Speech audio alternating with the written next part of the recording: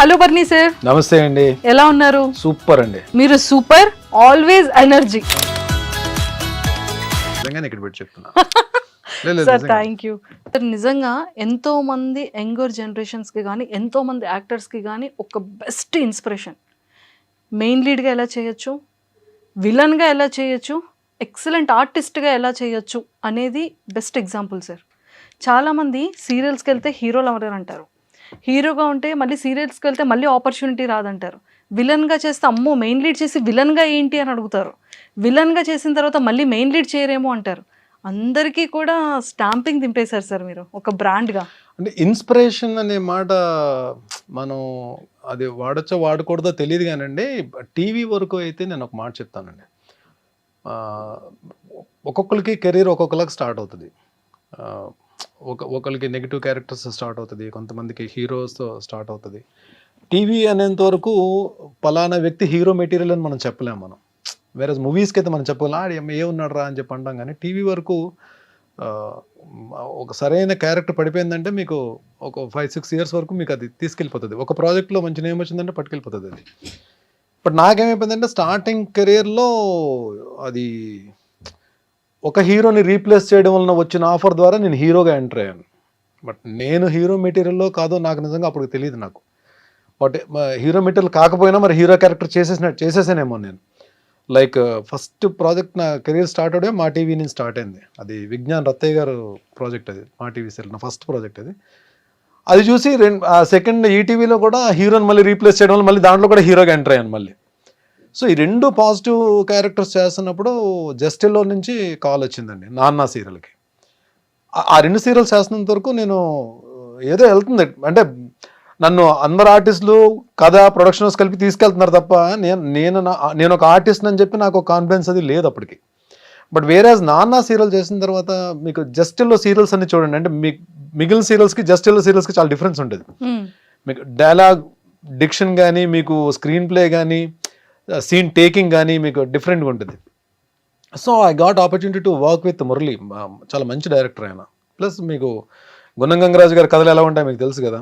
It's a wonderful character and ఆడియన్స్లోకి చాలా బాగా వెళ్ళింది ఆ క్యారెక్టర్. నాన్నలో నా క్యారెక్టర్ పేరు కూడా భరణియే. సో ఈ ప్రియాంక స్టార్ట్ అయిన తర్వాత ఈ నానా సీరియల్ వచ్చేటప్పటికి ఏమైందంటే అప్పటికే టీవీలో చాలా ఎక్స్పీరియన్స్ ఉన్న ఆర్టిస్ట్ తోటి నేను వర్క్ చేసే అవకాశం కలిగింది. లైక్ ప్రియాంక వచ్చేటప్పటికి హరిత గారు, సుమనశ్రీ గారు, ఫాతిమా బాబు గారు, నీరజ, అంటే వీళ్ళు ఏంటంటే సీన్ ఇస్తే తినేస్తారు. సో అలాంటి ఆర్టిస్ట్ కౌశిక్ అండ్ శ్రీరాజ్, వీళ్ళందరూ అప్పటికే కౌశిక్ చాలా సీరియల్స్ చేస్తున్నాడు. కౌశిక్ అప్పుడు పెద్ద హీరో కౌశిక్ టీవీకి. సో వీళ్ళందరితో అవకాశం చేసే యాక్ట్ చేసే ఆపర్చునిటీ దొరకడం వల్ల ఏమైందంటే నాకు వాళ్ళ నుంచి కొన్ని నేర్చుకోగలిగాను నేను. సో అది నాకు నాన్నకు వచ్చేటప్పుడు హెల్ప్ అయింది. నాన్న వచ్చేటప్పుడు కూడా చిన్న ఆర్టిస్టులు కదా, అనితా చౌదరి అండ్ నవీన్, వాళ్ళు అప్పటికి బాగా, ప్రీతి అమీన్, సో వీళ్ళందరూ కూడా అప్పటికి బాగా వెల్ ఎస్టాబ్లిష్డ్ అయిపోయారు వాళ్ళు. సో నానా సీరియల్కి చేసిన తర్వాత బయటికి వెళ్ళిన తర్వాత ఆడియన్స్ గుర్తుపట్టడం స్టార్ట్ చేశారు. సో ఎప్పుడైతే మనకి బయటకు వెళ్ళినప్పుడు ఫొటోస్ మనతో దిగుతుంటారో ఒక తెలియని కాన్ఫిడెన్స్ మన డెవలప్ అవుతుంది మనకి.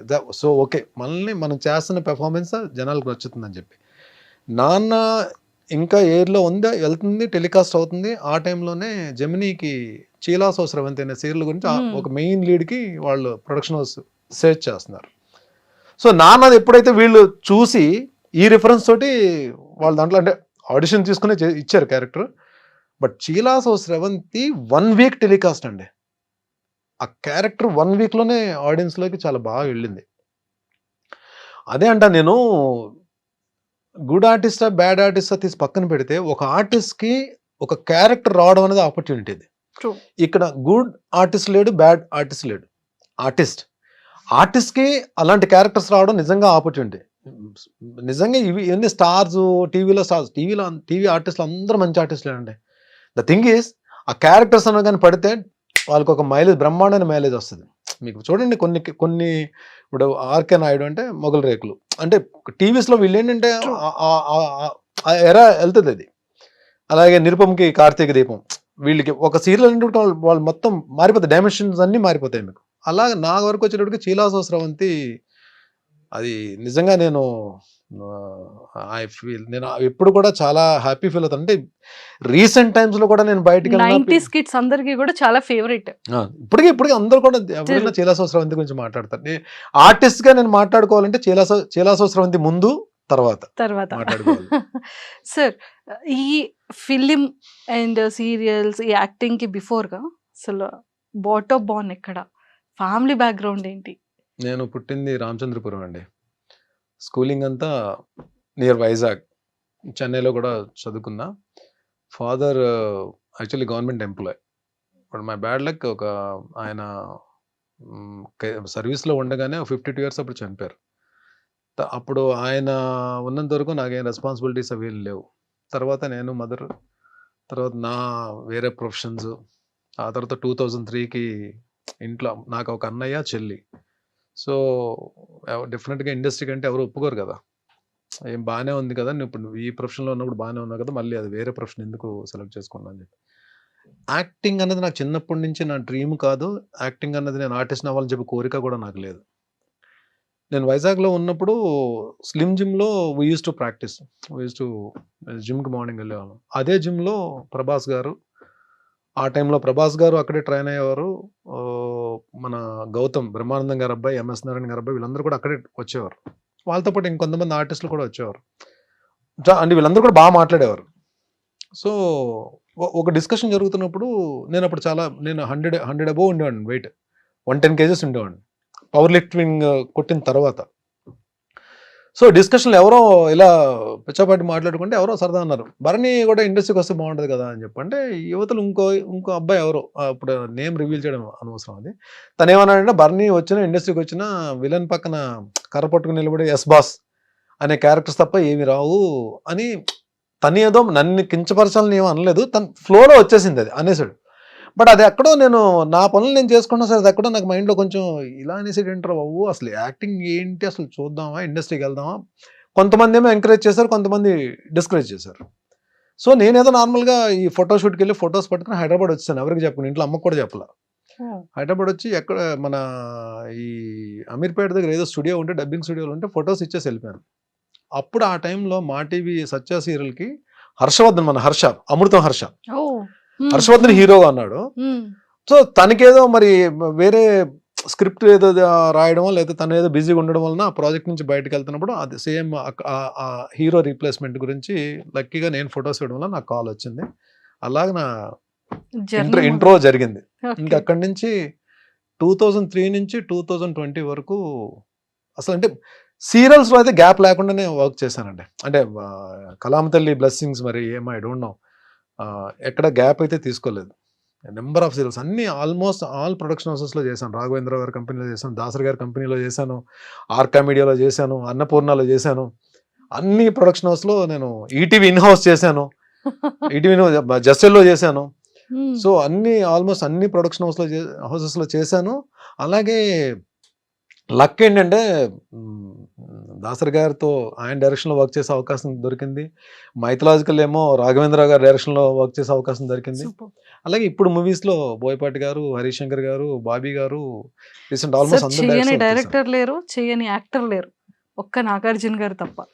నాగార్జున గారితో చేసే అవకాశం రాలేదు. ముందు రోజుల్లో అది కూడా వచ్చేసేమో, ఎవరు చెప్పారు, చూస్తాం మేము కూడా. సూపర్. అండ్ సార్ 5 years ఎందుకు గ్యాప్ తీసుకున్నారు అనేది పక్కకు పెడితే, ఈ 22 years మీ సక్సెస్ఫుల్ జర్నీలో ఆల్మోస్ట్ 45,000+ ఎపిసోడ్స్, అంటే 70+ సీరియల్స్. అలా 70+ సీరియల్స్ అంటే అన్ని మనం మెయిన్ లీడ్ చేయలేదులేండి. అంటే చిన్న characters, important characters, cameo role అన్ని చేశాను, క్యారెక్టర్ ఆర్టిస్ట్ గా, negative roles. But main lead, main villain, anti heroes గా చేసినవి ఆల్మోస్ట్ ఒక 35 to 40 ఉంటాయి. మిగిలినవన్నీ కూడా క్యారెక్టర్ ఆర్టిస్ట్ గా చేశాను. ఈవెన్ ఫాదర్ క్యారెక్టర్స్ చేశాను. లాస్ట్కి వచ్చేటప్పటికి మీకు ఏది ప్రేమ్నగర్ అన్నపూర్ణ స్టూడియోస్, అది ఫాదర్ క్యారెక్టర్ కానీ మెయిన్ లీడ్ అది. తర్వాత అమ్మ కోసం జెమిని మెయిన్ లీడ్, కథలో Rajakumari main lead, Punnaga main lead. అంటే ఎండ్లో కూడా చేసినవి అంటే మెచ్యూరిటీ ఉన్న క్యారెక్టర్సే కానీ, బట్ మెయిన్ లీడ్ క్యారెక్టర్సే చేశాను నేను. సూపర్. అసలు ఇలా అవుతుండగా అంటే సీరియల్ నుంచి స్టార్ట్ అయింది కదా సార్ మీ జర్నీ. ఫిలింలో ఎలా స్టార్ట్ అయింది? ఫస్ట్ ఫిలిం ఏంటి మీది? సో ఇది చెప్పాలండి, నా పని నేను చేసుకుని వెళ్తున్నా. ఒకరోజు నేను షూటింగ్లో ఉండగానే రాజీవ్ అన్న కాల్ చేశాడు. రాజీవ్ మేమందరం కూడా యూస్ టు ప్లే క్రికెట్ అందరం కూడా. రాజీవ్ అన్న కాల్ చేసి ఎక్కడున్నారా మీరంతా అని చెప్పంటే, ఇంకా 2-3 సరే మేము ఎలా అని చెప్పంటే, మేము ఫిలిం సిటీలో షూట్ చేస్తున్నాము యమదొంగ సినిమాకి, తారక్ హీరో యమదొంగ. సో నేను ఒక 4 కొన్ని క్యారెక్టర్స్కి ఒక 4 పేర్లు నేను సజెస్ట్ చేశాను. అంటే వాళ్ళకి కూడా కావాలి, కొంచెం ఫెమిలియర్ ఫేసెస్ కావాలి. సో సజెస్ట్ చేశాను, మీరు ఒకసారి ఫిలిం సిటీకి రండి అని చెప్పాను. కానీ షూటింగ్ ప్యాకప్ అయినా మేము వెళ్ళాం. వెళ్తే ఫస్ట్ టైం రాజమౌళి గారిని కలవడం. సో రాజీవ్ అన్న మమ్మల్ని ఇంట్రడ్యూస్ చేశాడు. చూసిన తర్వాత అన్ని క్యారెక్టర్లకి కో డైరెక్టర్ గారు మమ్మల్ని ఓకే చేస్తారు. నాది అందులో మోహన్ బాబు గారు రాజీవ్ కాంబినేషన్. రాజీవ్ అన్న ఇంద్రుడు, నేను వాయుదేవుడు. ఒక ఎపిసోడ్ ఉంటుంది, పెద్ద ఎపిసోడ్ ఉంటుంది, అది యముడు ఇంట్రో తోటి ఎపిసోడ్ ఉంటుంది. ఫస్ట్ టైం అంటే బిగ్ స్క్రీన్ కి వెళ్ళి రాజమౌళి గారితో వర్క్ చేసే అవకాశం. ఫిలిం డైరెక్షన్ రాజమౌళి గారితో స్టార్ట్ చేశారు. సో మొత్తానికి ఆ యమదొంగ సినిమా చేసి వచ్చాం. అంటే మంచి క్లోజులు పడ్డాయి. అప్పుడు క్లోజ్ పడితేనే హ్యాపీ కదా, మనకు ఒక సెపరేట్ క్లోజ్, బయటకు వచ్చి నాకు ఒక క్లోజ్ పడిందని చెప్పి. ఇది ఫస్ట్ ఎక్స్పీరియన్స్. అయితే సెకండ్ ఎక్స్పీరియన్స్ ఏమవుతుందంటే మనకి, అంటే టీవీని నేను తక్కువ చేయలేదండి. టీవీని ఎప్పుడు నెగ్లెక్ట్ చేయలేదు. టీవీ నాకు అన్నం పెట్టింది, టీవీ నాకు గౌరవం ఇచ్చింది, టీవీ నాకు సెలబ్రిటీ హోదా ఇచ్చింది, టీవీ నాకు ఫైనాన్షియల్ ఫ్రీడమ్ ఇచ్చింది, టీవీ నాకు అవార్డ్స్ తెచ్చిపెట్టింది, టీవీ నాకు ఒక రకంగా నన్ను ఒక మెట్టు పైకి తీసుకెళ్ళింది నాకు. సో టీవీయే నాకు జనాల్లో గుర్తింపు ఇచ్చింది, టీవీయే ఈవెన్ బిగ్ డైరెక్టర్స్ దగ్గరికి డోర్స్ ఓపెన్ అయ్యేటట్టు చేసింది. సో నేను వెళ్ళే ప్రాసెస్లో అంటే అటు మంచి ఉంటుంది, చెడు ఉంటుంది. మళ్ళీ వేరే సినిమా నుంచి కాల్ వచ్చింది, వేరే మూవీ నుంచి కాల్ వచ్చింది. అంతే కదా, మనం మంచి ఎగ్జైట్ అయిపోయి వెళ్ళిపోతాం కదా. వెళ్ళిపోయి టైమింగ్స్ కొనుక్కున్నాం, వెళ్ళిపోయాం. అప్పుడు నాకు కార్ కూడా లేదు, నేను బైక్ 2 వీలర్ మీద వెళ్ళేవాడిని.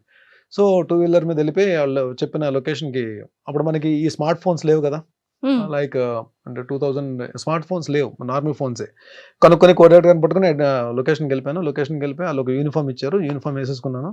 ఫస్ట్ టైం నేను పోలీస్ ఆఫీసర్ అని చెప్పి ఒక చిన్న ప్రౌడ్ తోటి లొకేషన్లోకి ఎంటర్ అయ్యాను. హాల్లోగా ఆశీష్ విద్యార్థి కాంబినేషన్ అని చెప్పన్నారు. అప్పటికి ఆశీష్ విద్యార్థి బాగా మూవీస్లో బాగా వస్తున్నారు ఆయన. లోపలికి వెళ్ళేటప్పటికి ఒక 200 మంది పోలీస్ ఆఫీసర్స్ ఉన్నారండి. నా అలాగే యూనిఫామ్ వేసుకుని అందరూ ఉన్నారు. నాకేం అర్థం కాలే ఒక్క నిమిషం. సో నన్ను కొంచెం ఫిట్గా ఉన్న వాళ్ళని, కొంచెం ఆ యూనిఫామ్ కరెక్ట్గా క్యారీ చేసే వాళ్ళని కొంతమందిని, ఒక 30 మందిని సెలెక్ట్ చేసి ఫస్ట్ 3 లైన్స్లో నిలబెట్టారు. నేను 3rd లైన్లో ఉన్నా. ఒకసారి కెమెరా అలా వెళ్ళినప్పుడు సినిమా చూస్తే నా ఫేస్ తెలిసే లోపల కెమెరా వెళ్ళిపోతుంది. మళ్ళీ బ్యాక్ నుంచి ఒక షాట్ వెళ్తుంది. 2 షాట్లు ఉంటాయన్నమాట మొత్తం సినిమాలో. సో నేను వచ్చి షాట్లో నిలబడిన తర్వాత నేను ఈ క్యారెక్టర్ చేయనని చెప్పలేను నేను. సో నేను డిసైడ్ అయిపోయాను. So we have to experience it, we have to face it. అక్కడికి వచ్చిన తర్వాత నేను చేయనండి అని చెప్పడం కూడా కరెక్ట్ కాదు. వాళ్ళ ఆ తక్కువ టైంలో వేరే అంటే ఆ వర్డ్ కూడా నాకు నచ్చదు. జూనియర్ ఆర్టిస్ట్ అనడం కూడా నాకు నచ్చదు. జూనియర్ ఆర్టిస్ట్ కూడా వాళ్ళు కూడా ఆర్టిస్ట్లే. నేను ఆ జూనియర్ అనే పేరు వాడడం కూడా నాకు నచ్చదు. Even I respect them. నేను వాళ్ళు నిజంగా వాళ్ళతో చాలా గౌరవంగా, చాలా పద్ధతిగా మాట్లాడతాను. లొకేషన్స్ ఒకటి అక్కడ వాళ్ళు కూడా నన్ను బాగా ఇష్టపడతారు నన్ను, ఎందుకంటే చాలా మందితో వర్క్ చేశాను కదా నేను. వాళ్ళు కూడా ఇష్టపడతారు. సో ఏమైపోయిందంటే లంచ్ బ్రేక్ వచ్చేటప్పటికి బయటకు వెళ్తే మొత్తం ఈ 300 మందితో లైన్లో నిలబడి ప్లేట్ పట్టుకుని వెళ్ళాలి, ఉంటుంది కదండి. So I had lunch. నాకు ఎక్కడో ఒకటి నేను చేసిన కరెక్టా రాంగా ఒక తెలియని జడ్జిమెంట్లో ఉన్నాను. అలాగనే వెళ్ళలేను. బట్ నా మనసుకు నేనే సమాధానం చెప్పుకున్నా, నో, ఇది జరగాలి, నువ్వు అన్నీ ఫేస్ చేయాలి ఇండస్ట్రీకి వచ్చిన తర్వాత. మేబీ నేను కొన్ని రోజులు అప్పుడు ఎంత రెమ్యునరేషన్స్, నా స్టార్టింగ్ రెమ్యునరేషన్ 1500 1250 అండి నా ఫస్ట్ సీరియల్కి. సెకండ్ సీరియల్కి 1250 నుంచి 1700కి వెళ్ళి ఉంటాను నిజంగా అప్పుడులో 2003లో. తర్వాత చిలాసో స్రవంతి తర్వాత నేను అడిగిన రెమ్యునరేషన్ ఇచ్చారు తప్ప, అప్పటి వరకు చిలాసో స్రవంతి తర్వాత నేను అడిగిన రెమ్యునరేషన్ ఇవ్వడం స్టార్ట్ చేశారు. అంతవరకు వాళ్ళు ఏ రెమ్యునరేషన్ అడిగితే రెమ్యునరేషన్ మాత్రం నేను ఎప్పుడు డిమాండ్ చేయలేదండి. అది చాలా మంది ప్రొడక్షన్ హౌస్లో నేను చాలా కంఫర్ట్గా వాళ్ళు చెప్పిన టైంకి వెళ్ళేవాడిని. వాళ్ళు ఏ టైంకి వదిలితే వాళ్ళు ఏ టైంకి వచ్చి తెల్లారుజామున సార్ డబ్బింగ్ చెప్పేసి నేను డబ్బింగ్స్ ఫినిష్ చేసి నా వల్ల మాత్రం ఎప్పుడు ఏ ప్రాబ్లం కూడా ఏ ప్రొడక్షన్ హౌస్కి క్రియేట్ చేయలేదు. అండ్ వాళ్ళు చాలా మంది చెప్పారు కూడా నాకు. సో అది ఎక్స్పీరియన్స్. అది బ్యాడా గుడ్డా తీసి పక్కన పెట్టండి. మనం అక్కడికి వెళ్ళిన తర్వాత we have to face it. So ఏదైనా సరే అంతే, మనం ఒకసారి తెలియకుండా ఒక దాంట్లోకి వెళ్తాం. మనం అక్కడికి వెళ్ళిన తర్వాత పశ్చాత్తాపడడం కన్నా you face it, you experience it, you enjoy it. అది అలాగా 2-3 జరిగిన ఇన్సిడెంట్స్ ఉన్నాయి. బట్ స్టిల్ దాని తర్వాత నాకు దాసరి గారి కాంపౌండ్లోకి వెళ్ళడం, తూర్పు పడమర సీరియల్లో చూసి ఇంకా ఆయన ఇమీడియట్గా మేస్త్రి సినిమా అప్పుడు చేస్తున్నారు. ఆయన ప్రొడక్షన్ హౌస్, సురేష్ కృష్ణ గారు డైరెక్షన్, భాషా డైరెక్టర్, రజనీకాంత్ గారి భాష చేసిన డైరెక్టర్ ఆయన. తూర్పు పడమరలో నా ఇది చూసి ఆయన మేస్త్రిలో విలన్గా తీసుకున్నారు. అలాగా దాసరి గారి కాంపౌండ్లోకి ఎంట్రీ జరిగింది. బట్ దాసరి గారు మాత్రం నేను ఈ ఇంటర్వ్యూ పరంగా ఇంటర్వ్యూ ద్వారా ఆయన ఆత్మకి శాంతి చేకూరాలని చెప్పి నేను కోరుకుంటున్నాను. బట్ ఎంతమందిని డైరెక్టర్స్ని ఇచ్చారు, ఎంతమంది ఆర్టిస్టులు ఇచ్చారు, లెజెండ్స్ని ఇచ్చారు ఆయన కాంపౌండ్ నుంచి వచ్చిన వాళ్ళు. అలాంటి వ్యక్తి భరణి టీవీలో చూసి భరణిని తీసుకెళ్ళి ఆయన మూవీస్లో ఆయన ఉన్నప్పుడు నేను ఎంటర్ అయిన తర్వాత ఆయన చేసిన 4 సీరియల్స్లో మెయిన్ క్యారెక్టర్స్ ఇచ్చారండి.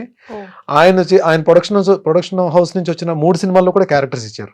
పరమవీర్ చక్ర క్యారెక్టర్ ఇచ్చారు, యంగ్ ఇండియా క్యారెక్టర్ ఇచ్చారు, మేస్త్రి మెయిన్ విలన్ ఇచ్చారు.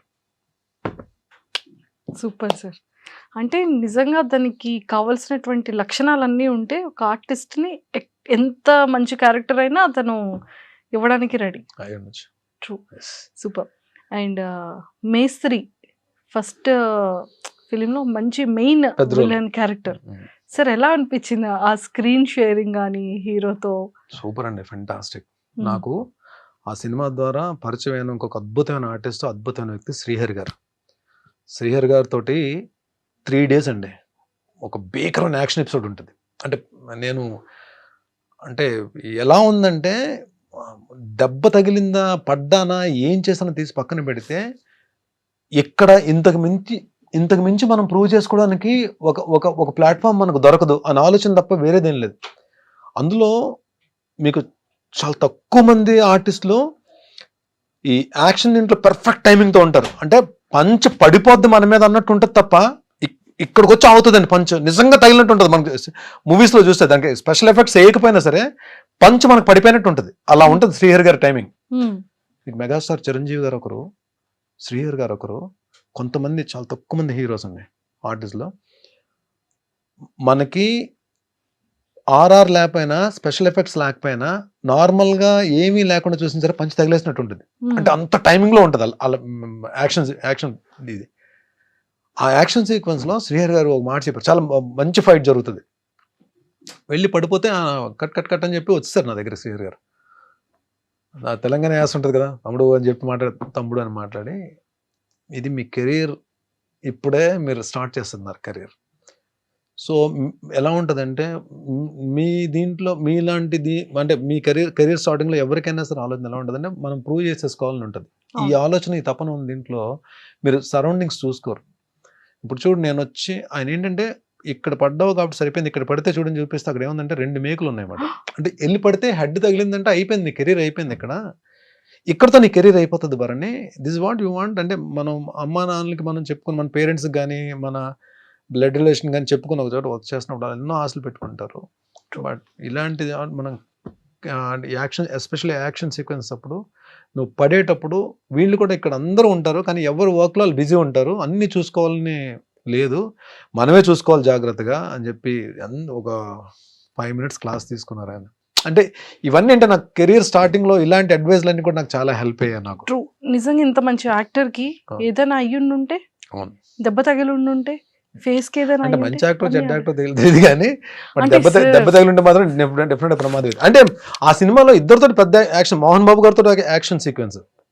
అంటే ఆ స్టార్టింగ్ లోనే పెద్ద ఆర్టిస్టులతోటి అంటే యాక్ట్ చేసే అవకాశం దొరికింది. ప్లస్ గురుగారు దాసరి గారి డైరెక్షన్ లో.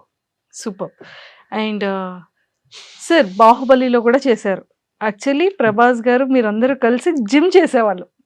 స్టార్టింగ్ ప్రభాస్ గారు స్టార్టింగ్ అంటే ఒకటే జిమ్ కలిసి, అంటే అదే టైంలో మేము చేస్తున్న టైంలో ఆయన ప్రభాస్ గారు కూడా వచ్చేవారు, but same gym, slim gym లోనే ఆయన కూడా వచ్చేవారు. Same gym.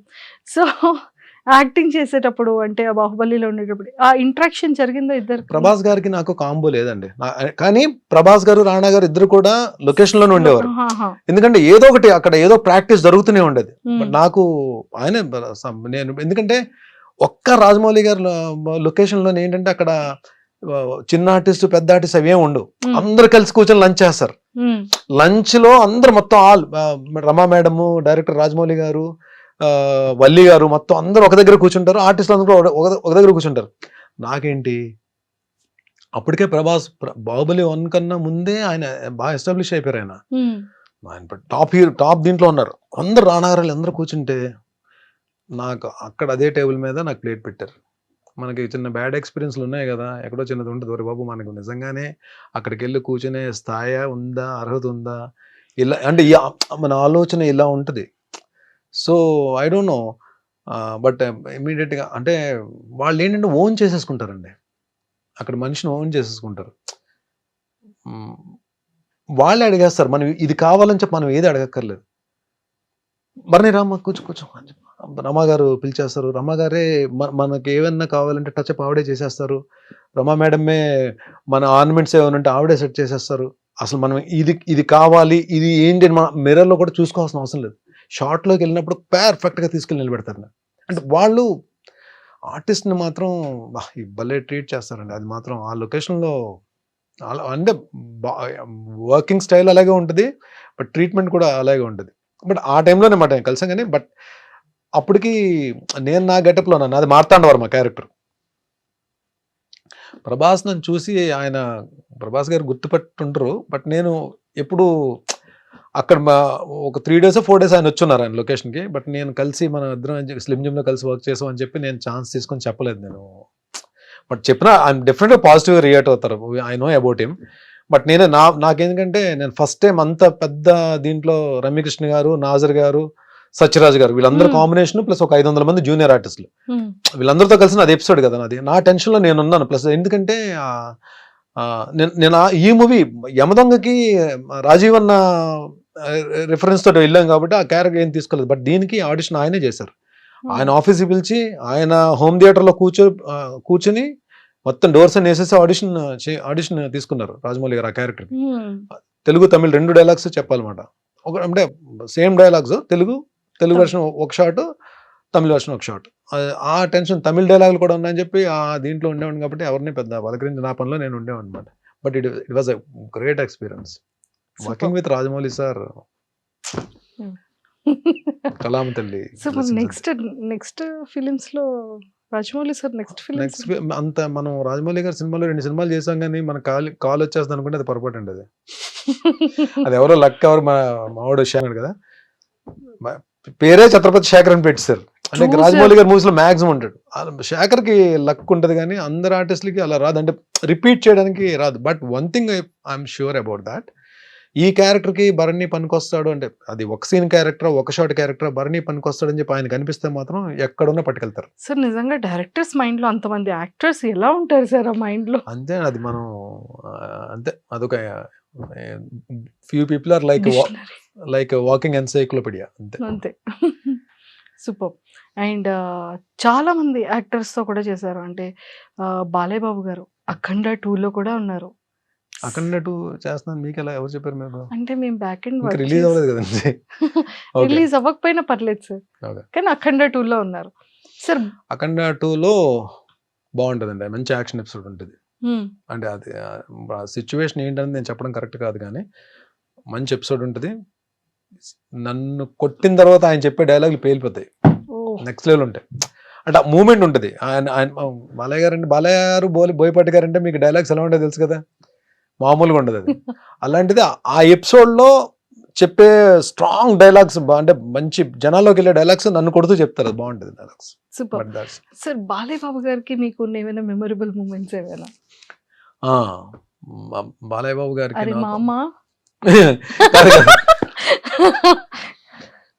బాలయ్య బాబు గారు యాక్చువల్లీ నేను ఆయనతో డిక్టేటర్ అనే మూవీ వచ్చింది శ్రీవాస్ గారి డైరెక్షన్లో. నేను ఆయనతో క్యారెక్టర్ చేశాను కానీ అది నా అదృష్టం వల్ల ఏంటో అది ఎడిటింగ్లో క్యారెక్టర్ లేచిపోయింది. ఒక 2-3 షార్ట్స్లోనో ఒక మ్యాక్సిమం ఒక 5 షార్ట్స్లోనో ఉంటాను నేను. అప్పుడే బాలయ్య గారు బాలయ్య బాబు కొంచెం పరిచయం. బాలయ్య ఆయన ఎనర్జీ లెవెల్స్ అంటే ఆన్ స్క్రీన్ మీకు చూసింది చాలా తక్కువ అండి. ఆఫ్ స్క్రీన్ కూడా చాలా ఎనర్జెటిక్గా ఉంటారు ఆయన. సో లొకేషన్లో మార్నింగ్ 6:30, 6:45 ఫస్ట్ షాట్. వీళ్ళు ఏంటంటే ప్లాన్ చేసుకుంటారు కదా యాక్షన్ సీక్వెన్స్లు అన్నప్పుడు. ఆర్టిస్టులు అందరూ ఉన్నప్పుడు, అంతమంది ఆర్టిస్టులు ఉన్నప్పుడు కొంచెం టైం టేకింగ్ ఎక్కువ ఉంటుంది కదా. బట్ ఈవెన్ దో వాళ్ళు 7:30కి ఫస్ట్ షాట్ పడితే ఏమవుతుందంటే వాళ్ళకి వర్క్ ఫాస్ట్ అవుతుంది. సో 7:30 అనేటప్పటికి మనం ఏమనుకుంటాం మామూలుగా, ముందు వేరే షార్ట్స్ తీసి తర్వాత హీరో గారు వచ్చిన తర్వాత ఫస్ట్ షాట్ 7:30కి ఆయన షాట్ పడుతుంది బాలయ్య గారు. అంటే ఆయన ఏంటి 6కి ఎంతకు వచ్చేయాలి కదా. ఈయన 6కి వచ్చేస్తారని చెప్పి మనం కాంబినేషన్లో ఉంటాం. ఏ షాట్ పడతారో తెలియదు కదా. మనకు ఒక టైం చెప్పేస్తారు 6:45 విత్ మేకప్ అని చెప్తే మనం ఫిలిం సిటీలో షూటింగ్ అంటే ఇక్కడ 5కి బయలుదేరాలి. ఎన్ని రోజులు నేను ఒక్క 2 minutes అయినా ఆయనకన్నా ముందుందని ట్రై చేసిన. లాస్ట్ వర్కింగ్ డే ముందు రోజు ఏంటో ఆయన కారు కరెక్ట్గా ఎంటర్ అవుతుంది ఫిలిం సిటీలోకి, ఆయన వెనక నేను ఎంటర్ అయ్యాను. అదొక రోజు అంటే అచీవ్ చేయగలిగాను అనమాట. అంటే అట్లీస్ట్ ఆ కార్ని కొంచెం వెళ్ళగలిగాను. ఆయన బాబోయ్ నెక్స్ట్ లెవెల్ అండి బాబు. పంక్చువాలిటీ కానీ ప్లస్ ఇంకోటి మనం యాక్షన్ సీక్వెన్స్లు కానీ బాగా చేసి టైమింగ్లో చేస్తే ఆయన చాలా బాగా మెచ్చుకుంటారు. నాకు దీంట్లో కొన్ని రిస్కీ షాట్స్ ఉంటాయి, అంటే రోప్ షాట్స్ అవి ఉంటాయి.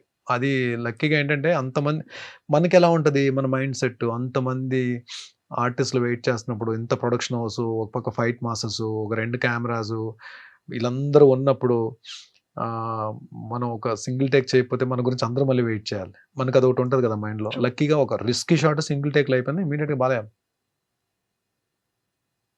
అన్నారా. Super sir. అంటే ఒక యాక్టర్కి ఇలాంటి నెగిటివ్ క్యారెక్టర్స్ వచ్చేటప్పుడు ఇది చెప్పడం మర్చిపోయాను.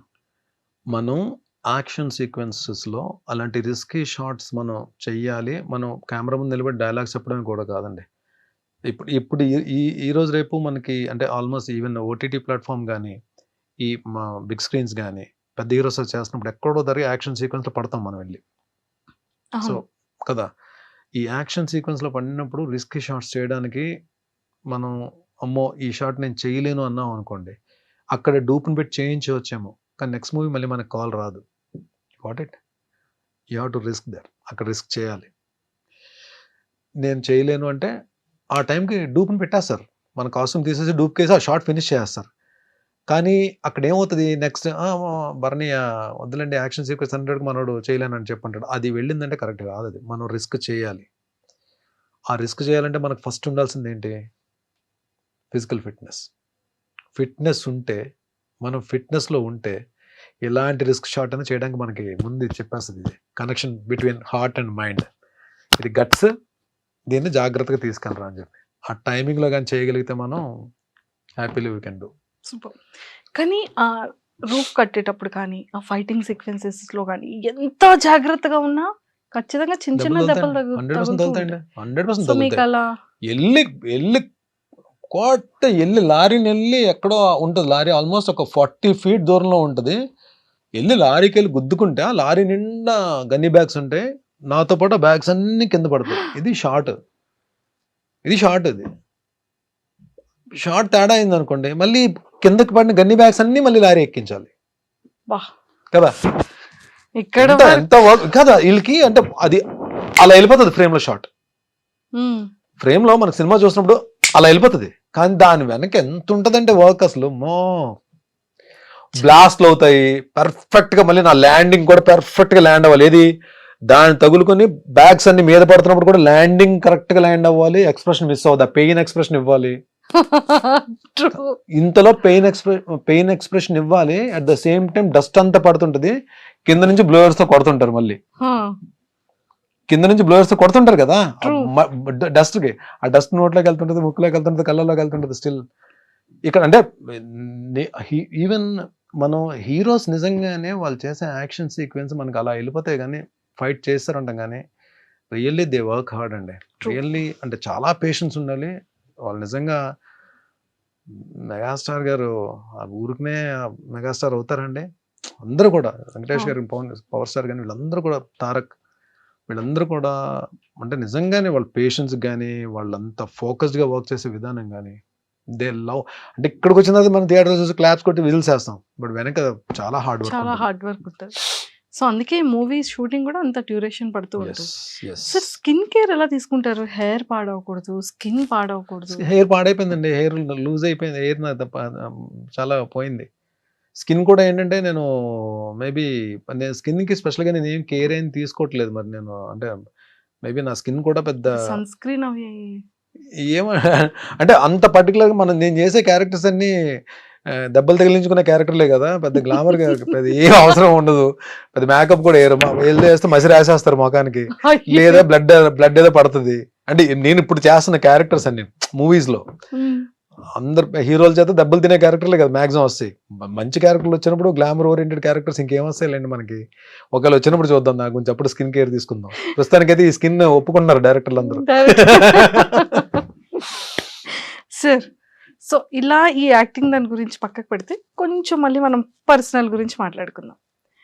ఇన్ని ఫిలిమ్స్ చేశారు కదా, ఎన్ని సీరియల్స్ చేశారు, మంచి అర్నింగ్ ఉన్న భరణి గారికి ఎందుకు ఏ రోజు అమౌంట్ని వెనక వేసుకోలేదు? దట్టు ఆ టైంలో పార్టీస్కి రెగ్యులర్గా వెళ్ళేవాళ్ళు, ఫ్రెండ్స్. అంటే అలా ఉన్న భరణి గారు సడన్గా లైఫ్లో చేంజ్ ఏంటి? ఎప్పటి నుండి దాచుకోవడం స్టార్ట్ అయింది ఆ ఒక్కసారి? There are no good friends, no bad friends. మన ఫ్రెండ్స్ బ్యాడ్, ఫ్రెండ్స్ గుడ్ అని మనం చెప్పలేం. ఫ్రెండ్ అంటే ఫ్రెండే.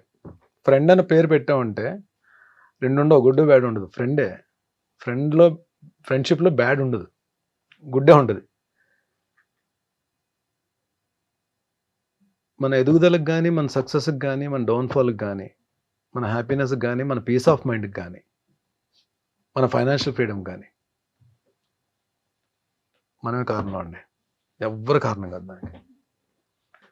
మనం చేసుకున్న స్వయంకృత అపరాధం, మనం చేసుకున్న పొరపాట్లు, తప్పు అని తెలుసు కూడా చేసిన తప్పులు, ఇవన్నీ యాడ్ ఆన్ అవుతాయి. అంటే నిజంగానే చాలా మందికి ఆలోచన వస్తుంది. భరణి అంటే నేను ఇన్ని ప్రాజెక్ట్స్ చేసిన తర్వాత డబ్బులు అంటే ఒక బ్యాకప్ ఉండాలంటే మంచిగా సెటిల్ అవ్వాలని చెప్పి, సెటిల్ అయ్యి ఉంటాడని చెప్పి అనుకుని ఉంటారు. కానీ నేను అది వచ్చిన డబ్బు వచ్చినట్టే ఖర్చు అయిపోయింది. అది ఎలా ఖర్చు అయింది ఇంక అడగండి. అది మేబీ మీరే అన్నారు కదా పార్టీస్ అని, అలా అని అది ఇంకంతే. దానికి ఒక లెక్క అది ఉండేది కాదు. అంటే ఇంత వచ్చింది, ఇంత సేవ్ చేసుకోవాలని చెప్పి ఆలోచన ఉండేది కాదు. నాట్ ఓన్లీ పార్టీస్ ఒక్క దగ్గరే కాదు, అది ఫ్రెండ్స్ అడిగారని, వాళ్ళు అడిగారని, వాట్ ఎవర్ మేబీ అది అలా వెళ్ళిపోయింది. వెళ్ళిపోతున్న ప్రాసెస్లో ప్లస్ ఏంటంటే నేను టీవీలో బిజీగా ఉండి ఒక పక్క అడపదడప ఎప్పుడో 3 monthsకో 4 monthsకో ఒకసారి సినిమాలు కూడా చేస్తూ, మూవీస్ కూడా చేస్తూ ఒక సర్టెన్ ఇన్కమ్ ఉన్నప్పుడు వెళ్ళి ప్రొడక్షన్ హౌస్ ఒకటి పెట్టి మా టీవీలో ఒక తాలికట్ శుభవేళ సీరియల్ ప్రొడక్షన్ చేశాం. అంటే అది యాక్చువల్లీ ప్రొడక్షన్ చేయడం అనేది ఒక ఆర్ట్ అండి. అది నాలాంటి ఒక ఫైనాన్షియల్ డిసిప్లిన్ లేనోడు, డబ్బును ప్రేమించనోడు, డబ్బు అంటే విలువ లేనోడు అసలు ఏ బిజినెస్ చేయకూడదండి ఫస్ట్ ఆఫ్ ఆల్. నిజంగానే ఏదన్నా మనం మనస్ఫూర్తిగా ప్రేమించి ఫోకస్డ్గా ఉంటేనే అది మన దగ్గర ఉంటుందండి. లేదంటే అది ఉండదు. అది డబ్బైనా ఏదైనా సరే. సో నేను వెళ్తున్న దాంట్లో ఆ టైంలో చేయకూడదు. ఆ ప్రొడక్షన్ హౌస్ చేయడం వలన అందరూ చాలా కోఆపరేట్ చేశారు, అందరూ హెల్ప్ చేశారు, అందరూ బాగా నన్ను సపోర్ట్ చేశారు. ప్లస్ నాకు ఆ ప్రొడక్షన్ చేయడం రాక నేను డబ్బులు పోగొట్టుకున్నాను. నేను లాస్ట్ షెడ్యూల్ అయితే పాపం కొంతమంది ఆర్టిస్టులకి నేను పేమెంట్స్ కూడా ఇవ్వలేకపోయాను అప్పుడున్న నేనున్న పరిస్థితుల్లో.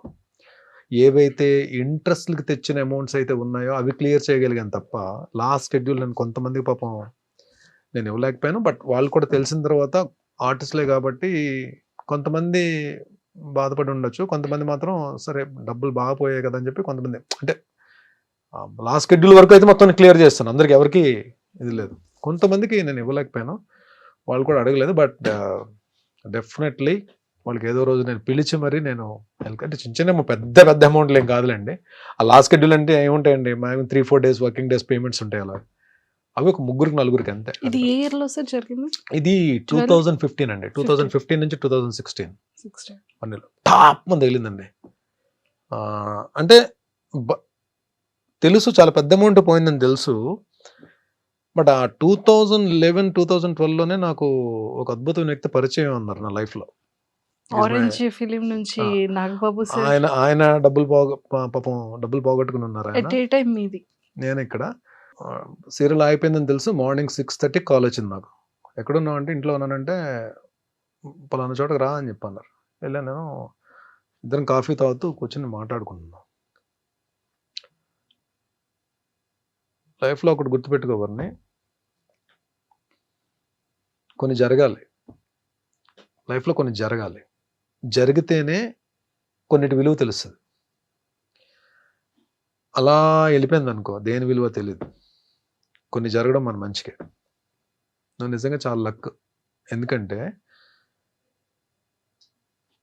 నువ్వు తట్టుకోగలిగే ఫిగర్తోనే బయటకు వచ్చేసావు. ఇది ప్రొలాంగ్ అయ్యి ఉంటే ఇంకొంచెం పెద్ద ఫిగర్ పోయేది. కాబట్టి ఫీల్ దట్ యువర్ లక్కీ. ఇంకో లక్ ఏంటంటే నీకు టీవీలో ఎప్పుడు కూడా ఏదో ఒక ప్రొడక్షన్ హౌస్ నుంచి కాల్ వస్తుంది. నీకు ఎవ్రీ మంత్ ఏదో ఒక సీరియల్ నుంచి కాల్ వస్తుంది. క్యారెక్టర్స్ చేస్తూనే ఉంటావు. నువ్వు వర్క్ చేద్దాం అంటే నువ్వు డెఫినెట్గా నీకు వర్క్ ఉంటుంది. చేయబరని 6 monthsలో బయటకు వచ్చేస్తావు అని చెప్పి అది ర్యాండమ్గా అన్నారు ఆయన. 6 monthsలో బయటకు వచ్చేస్తావు చేయను.